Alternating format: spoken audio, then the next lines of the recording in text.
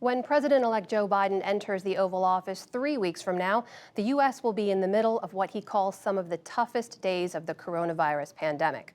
His health team will be tasked with taking over the U.S. response, including continuing the vaccine rollout, which he said today is, quote, falling far behind under the Trump administration.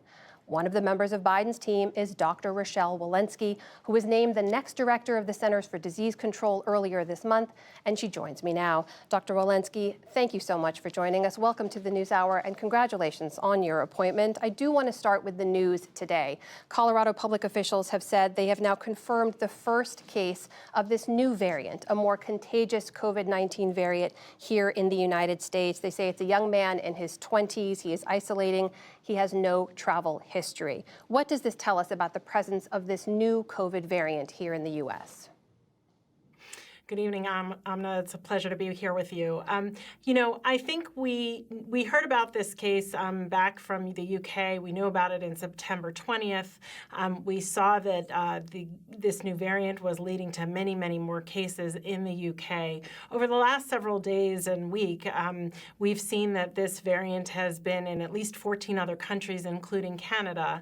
And today we have definitive data that demonstrates that we have it here in the United States, although many of us really suspected it was here during this entire period of time. I think it tells us several things. One is we need to bolster our surveillance. So if other countries were finding it before us, it tells me that we needed to do a better job both with testing as well as surveillance, genomic surveillance, to make sure that we're not detecting these strains later than everybody else. But from a public health standpoint, I want to convey a couple of things. One is we do believe, based on the data from the UK, that this strain is likely more transmissible, somewhere between 56 and 70% more transmissible, and it binds tightly to the receptor in the host. So that is an important piece of information. Has it led to increased outbreaks in the UK, perhaps even here? We don't quite know that yet. But the important thing I think everybody really needs to understand is there's no demonstration that the measures that we are using to protect ourselves from the initial strain without this mutation, the masking, the social distancing, all of those measures should work with this strain as well. So all of those measures that we have been talking about to put in place to protect yourself should actually help with this strain, regardless of whether we have the UK strain or not. Have you been briefed on this new strain by the Trump administration? Do you know what they know? I have been getting agency review team briefings from the CDC, and I don't know whether the review teams have been hearing about this through the Trump administration. I imagine our review teams that are briefing me are hearing about it through the CDC. That has been fluid. Can I ask you also about the vaccine rollout? We heard President-elect Biden express concern today that it's not moving as quickly as it should. There's also growing concerns about how it's being rolled out, which is relying on states. And states are out of money, and their health departments are strapped, and they pass it on to the hospitals and clinics and frontline workers who are also still trying to address the pandemic. It is worryingly similar to the testing rollout, which, as you know, has not really worked. So what else should the federal government be doing to make sure that the vaccine rollout doesn't mimic the testing fiasco? Right, it's a really critical thing and something that the administration is really working on through this transition. First, to say there have been about 2.1 million vaccinations that have gone into people. Nearly 20 million vaccinations have been, 11.4 million vaccinations have been distributed. So we are not going to hit the 20 million mark that was proposed. And I think that this tells us several things. First, perhaps that was an ambitious benchmark, but also that this is going to be hard. We have a lot of hard work in front of us. We are fortunate that 11 months into this pandemic in this country, we have not one but two vaccines that demonstrate efficacy, and we perhaps have even more that are coming down the pipeline. So that is all really good news.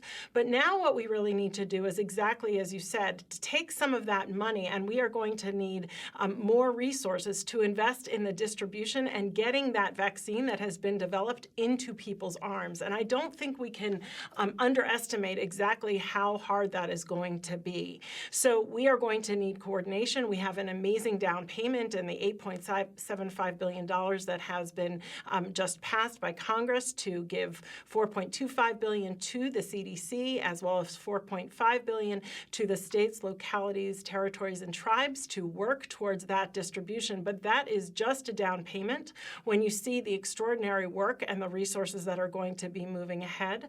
The president-elect has articulated that he is going to leave no stone unturned in terms of how the actions that he is going to take to make sure that we get those vaccines into people, and that includes using the Defense Production Act. Let me ask you about some of the actions you might take as the head of the CDC. We know the CDC has been issuing guidance on who should be priority for receiving the vaccine. We also know that this pandemic has had a disproportionate impact on communities of color. When you look at the numbers, it is so clear. You see Black Americans, Native Americans, and Latino Americans disproportionately affected and dying as compared to white Americans there in that chart. Is there any sense that you should move these communities up in the priority line? Could the CDC guidelines change so that these communities are prioritized for vaccination as they have been the hardest hit? Right, it's a great question. So ACIP, the Advisory Committee on Immunization Practices from the CDC, has made some recommendations on how these things get prioritized. Recommendations that look at both morbidity and mortality, as well as preserving the social functions of the United States and making sure that the country can keep moving on.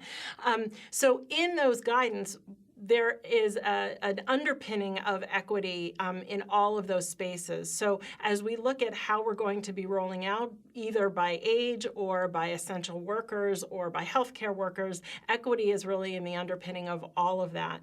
When I think about the work that I need to do at the CDC, certainly we need to get out of this COVID pandemic, and that is going to be the highest priority that I have, with leading through science, leading through trust, transparency, communication, both to the scientists at the CDC as well as to the American people of what we're learning, and then to distribute vaccines, to scale up testing, to do all of those things with an essential eye towards equity, as you say.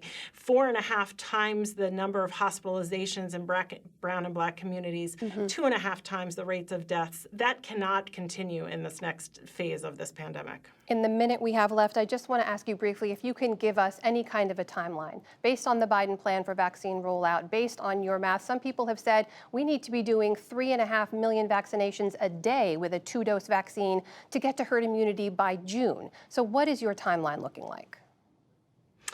You know, as I think the president-elect indicated today, I think things are going to get worse before they get better. As we look at what happened through Thanksgiving and the surges that we're seeing now, we are seeing a lot of people over the Christmas holiday and then what's going to happen over the New Year's holiday. Things are going to be even darker when the president-elect takes office at the end of January, early February.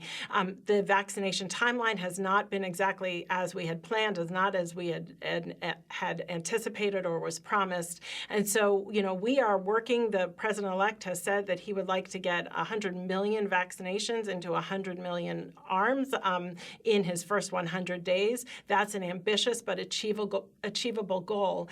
It will only be achievable if we have resources to accompany it. So I think we still have to be patient. I think the spring looks better than the dark days of winter. And I would hesitate to put a timeline on this because so many factors are at play here in terms of how much manufacturing we have, how quickly we can get it distributed, where the bottlenecks are in that distribution, and then, of course, the willingness of the American people to take this vaccine. We appreciate you taking the time to speak with us tonight. That is Dr. Rochelle Walensky, President-elect Biden's pick to lead the CDC. Thank you so much, Amna.